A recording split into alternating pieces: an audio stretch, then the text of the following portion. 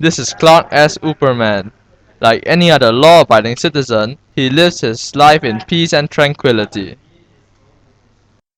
But in the time of need, he transforms into Road Safety Man. Oh no, we're going to be late for school.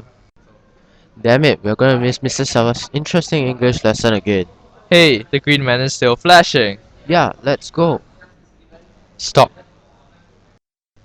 Lose your life or be late. Our safety, our responsibility. Never walk across the road when the green man is flashing.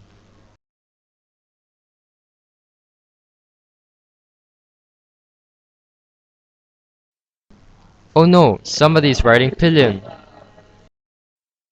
Remember, never ride pillion on bicycles. Also, remember to use your safety equipment.